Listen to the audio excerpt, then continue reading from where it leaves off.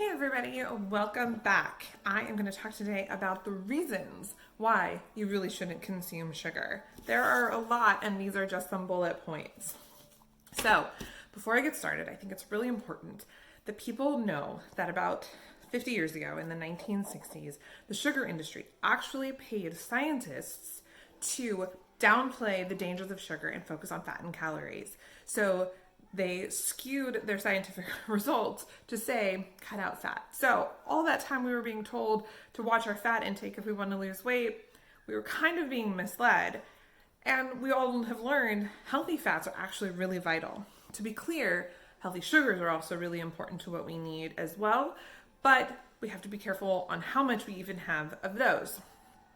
Now, the reason that the sugar companies paid to have this happen is there's a lot of money to be made in what sugar can do for foods that are being manufactured. They increase flavor and they increase shelf life. So if they can extend that sell-by date, they don't have to worry about losing as much product and they can make more money. So that's where that all started from. And only recently are people really understanding the dangers of sugar.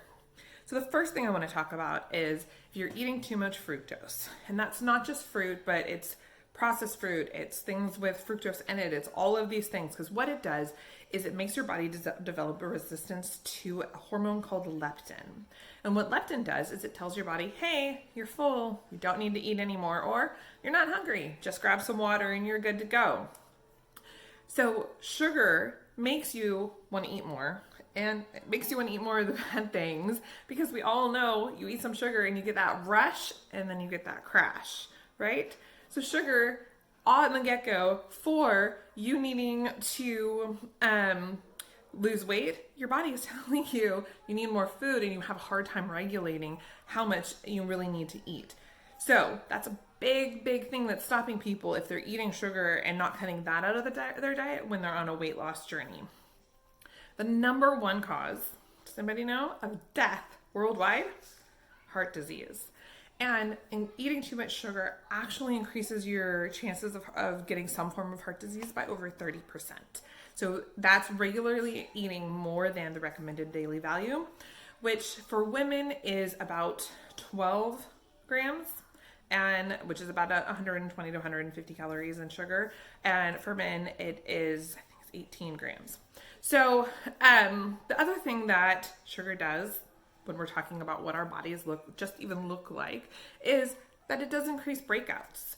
So all these teenagers talking about, oh, I had sugar and I'm going to break out. They were right before we even knew really what was going on. The cellular reaction to sugar actually does cause breakouts.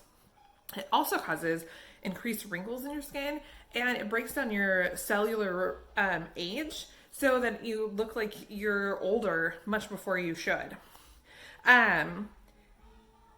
We all know the issue of sugar and diabetes and regulating your blood sugar and all of those issues. That's one of the main things, and I'll actually dive more into that when I talk about what foods we're going to eat and why I choose which foods I eat because of what it does for my blood sugar and inflammation.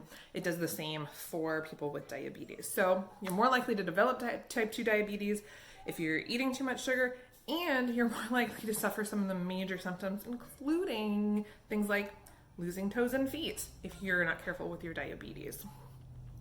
So it also does a lot of things to different internal organs. And one of the things it does is increase chances of several different types of cancer within your body. So you're eating sugar, your body is having issues with its cells doing what it needs to do, and that increases the chances that they're going to mutate and develop into one of those cancer cells. Regular consumption of sugar also can make you really depressed. It messes with your body's hormones, it messes with how your brain functions, and increases rates of depression. So, guys, when we're doing that emotional eating, we're actually self-sabotaging, wow, I should talk, on all the levels, because you're probably going to break out. You're going to rise and crash. You're going to you have a higher chance of becoming depressed. All of the things, right? All the things you're trying to fight, or you maybe even emotionally eating about, you are increasing by going for a sugar treat. Increased sugar also is one of the biggest energy drains and causes issues with our memory. So if you're eating a bunch of sugar, if you're having that 2 o'clock crash, and instead of reaching for a handful of almonds or a strong protein and fiber source, you're actually more likely to be hungry later, eat the wrong things, be depressed, and be tired and not have your brain work right. It's all of the things that you are trying to fight by having a sugary treat usually. It's insane. Now, I know somebody who has a fatty liver issue. It's something that I have been flirting with the hormones going on in my body, and fatty liver is actually really, really dangerous. And this eating too much sugar can actually develop fatty liver and something called non-alcoholic fatty liver disease. And the thing that's scary about that is you really have to fight sometimes with your medical professional before they believe that you're not an alcoholic, and just cutting that out will fix things. I mentioned the impaired memory loss, and it not only that, but it also drastically increases your chances of dementia. So they haven't figured out all of the aspects to it yet, but it definitely has a correlation between brain fog, memory loss, and later severe issues where you have dementia. Now, the last thing I want to talk about is inflammation. Now, sugar is the number one thing that will increase inflammation in your body.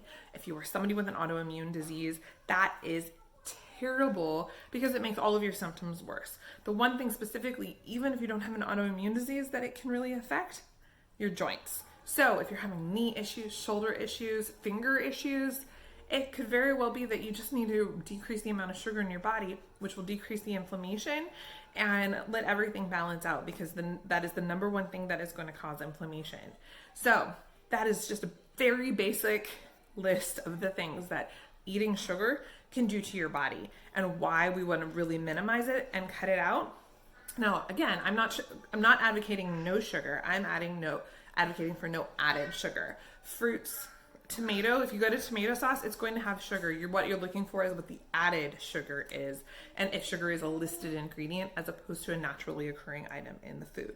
We will get into that in my next video when I talk about fruits and which ones I really recommend and why, and then we'll focus on grains and a few other things later. Thank you so much for joining me. I hope that this was informative, and if you have anybody struggling with sugar addiction, this could be something that will propel them to try and start making some changes in their life to see some health benefits, not just for right away, but for the rest of their lives. Have a great day.